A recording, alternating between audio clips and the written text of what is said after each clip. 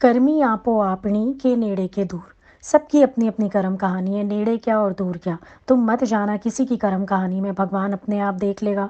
तुम अपनी नज़र अच्छी रखो बस, तुम अपने भाव अच्छे रखो बस। तुम अपने अंदर किसी के लिए भी गलत सही मत लेकर आओ, क्योंकि सबसे बड़ी बात ये है कि हम लोग किसी के भी कर्म का मरम नहीं जानते। हमें जो बाहर से दिख रहा है हम उससे बस एक इमेज बना लेते हैं किसी के लिए भी, लेकिन किसी के कर्म का मरम तो हमको नहीं पता।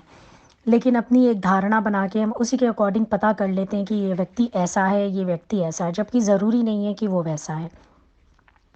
क्योंकि पहले तो हमको उसके कर्म का नहीं मरम नहीं पता, और दूसरी बात, पता नहीं कौन कैसी मजबूरी में ऐसा कर्म कर रहा है, कुछ भी हो सकता है। इन चीज़ों की गहराई में जाने की कोई ज़रूरत नहीं है। हो सकता है कोई सत्कर्म की आड़ में बदकर्म कर रहा हो, और हो सकता है कोई बदकर्म की आड़ में सच्चा हो। अब सदना कसाई की बात सुनी होगी आप लोगों ने। वो भी एक हैं ब्रह्मज्ञानी। एक सालिग्राम का पत्थर है उनके पास, वो उससे 1 किलो मांस भी तोलते हैं और उससे 5 किलो मांस भी तोलते हैं। अब अगला तत्वज्ञानी पुरुष ना हो तो सबसे पहले तो वो मांस तोलने में डरेगा, वो भी सालिग्राम के पत्थर से। क्या सालिग्राम के पत्थर को कोई भी तराजू में रखेगा? कोई भी नहीं रख सकता। किसी की हिम्मत नहीं हुई सालिग्राम के पत्थर को तराजू में रखने की और उसके बाद मांस तोलने की। अब देखने में कर्म कुछ भी आया, तो फिर उसके पास एक व्यक्ति गया उसको उसके बारे में पता करने के लिए कि वो ब्रह्मज्ञानी है या नहीं। और वो व्यक्ति भी कैसा था, वो बड़ा सन्यासी था, बड़ी रिद्धियाँ सिद्धियाँ प्राप्त कर रखा था उसने। वो एक जंगल में बैठा हुआ था, चिड़िया ने उसके ऊपर बीट कर दिया, उसको बड़ा गुस्सा आया। तो उसने उसको सूंघ के देखा तो चिड़िया भस्म हो गई। बड़ा खुश हो गया, वाह मुझे तो सिद्धि प्राप्त हो गई। शहर में गया मधुकरी मांगने। एक घर का दरवाज़ा खटखटाया तो ज़रा 2 मिनट देर लग गई उस औरत को दरवाज़ा खोलने में, क्योंकि वो पतिव्रता स्त्री थी और वो पति की सेवा कर रही थी। जैसे ही बाहर निकली तो उस सन्यासी ने शूक से देखा। वो बोलती है, मैं जंगल की कोई चिड़िया नहीं हूँ जो तेरे देखने से भस्म हो जाऊंगी। वो बहुत डर गया, बोला अरे ये बात तो किसी को पता नहीं, अभी अभी हादसा तो जंगल में हुआ, मैं तो सीधा यहाँ आ गया, इसको कैसे पता चला? तो उसने पूछा, आपको कैसे पता चला? बोली, मैं पतिव्रता स्त्री हूँ, जो सिद्धियाँ तुझे जंगल में बैठ के आई हैं ना, वो मुझे पतिव्रता धर्म में ही आ गई हैं, क्योंकि सिद्धि का नाता अंदर की भावना, पवित्रता और एकाग्रता पर होता है। जहाँ भी कोई एकाग्र हो जाए बस उसको सिद्धि प्राप्त हो जाती है। ये ज़रूरी नहीं कि भगवान का नाम डाल के ही होगा। मैंने पति में ही एकाग्रता रखी, पतिव्रता धर्म को ईमानदारी से निभाया, मेरे को वहीं सिद्धि आ गई। हाथ जोड़कर खड़ा हो गया। बोली, फिर भी सिद्ध पुरुष देखना अगर तुम चाहते हो, ब्रह्मज्ञानी पुरुष देखना चाहते हो, तो तुम सदना कसाई के यहाँ चले जाओ।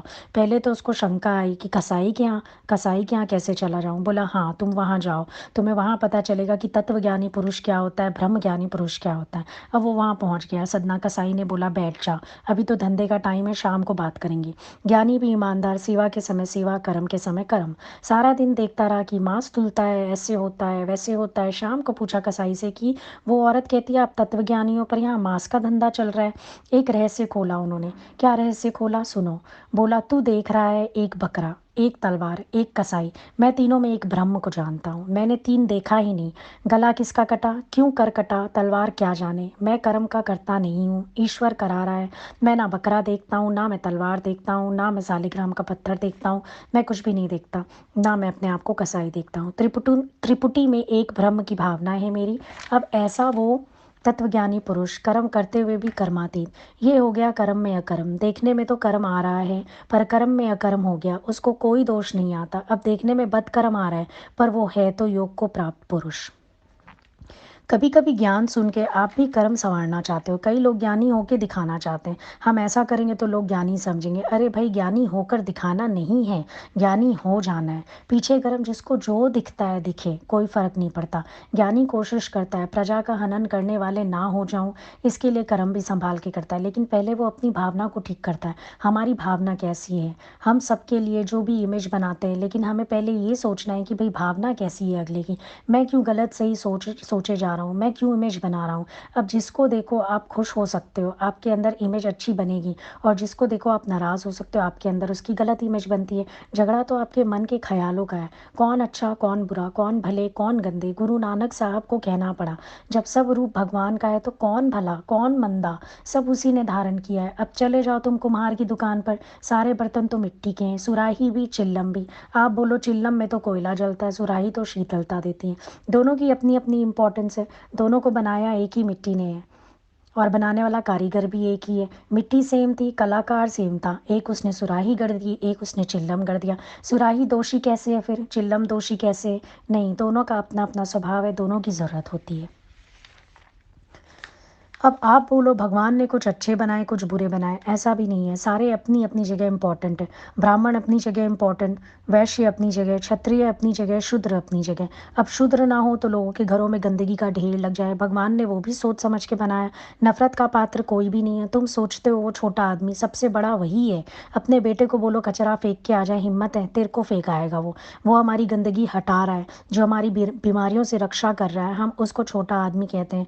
और बड़ा किसको कह रहे हैं? जो सिर पे चढ़ के नाच रहा है वो बड़े हैं। सोच हमारी गलत है। अब भगवान ने तो एक सूअर भी गलत नहीं बनाया, वो भी विष्ठा खा जाता है ना। सूअर हो तो गंद ही गंद बढ़ जाए, क्या गलत बनाया उन्होंने? परमात्मा की सृष्टि में कुछ भी गलत नहीं है।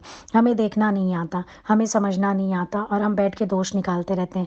गर्मी पड़ती है तो कंप्लेन करते हैं, सर्दी पड़ती है तो कंप्लेन करते हैं, पर हर चीज़ का की अपनी ज़रूरत होती है और सब चीज़ अपने हिसाब से बनाई गई है।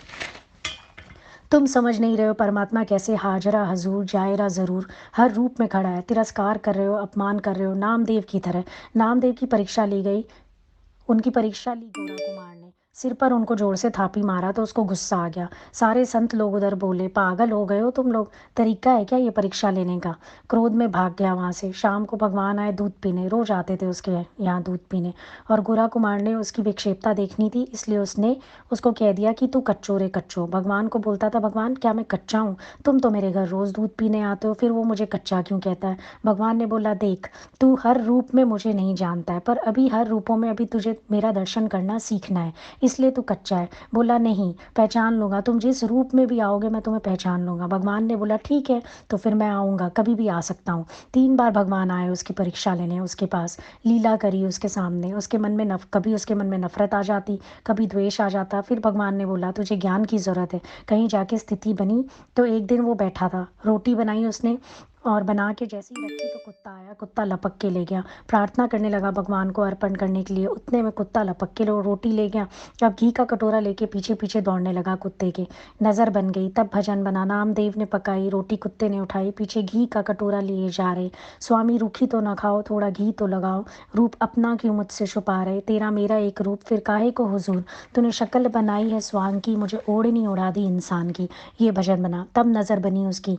जब तक कोई निरंतर अभ्यास में नहीं लगता, ये दृष्टि नहीं बन पाती। ऐसे लगता है हम भी समझ गए, वो भी कह रहा है भगवान को मैं समझ गया, मैं पहचान लूँगा भगवान, आपको हर रूप में पहचान लूँगा, लेकिन वो नहीं पहचान पाया। जब तक उसकी नज़र बाहर के कर्मों पर भी थी, बाहरी लोगों पर थी, वो नहीं पहचान पाया। कभी भगवान चांडाल के रूप में आ गए तो उसे नफरत होने लगी, कभी किसी रूप में आ गए तो कभी चिढ़ जाता था, नफरत करने लगता, अरे ये कैसे लोग हैं, गंदे लोग हैं, मांस पकाते हैं, खाते हैं, मारते हैं, मैं तो शुद्ध ब्राह्मण हूँ। फिर भगवान प्रकट हो गए, बोला मैं था, तू नहीं पहचान पाया, देख फिर धोखा खा गया तू। ऐसे पूरे दिन में हम कितनी बार धोखा खाते हैं। सज्जन रैन अकेला हिलिया दूजा, मूल ना भावे, जिधर देखा सज्जन दिसदा, पहन पोशाक आवे।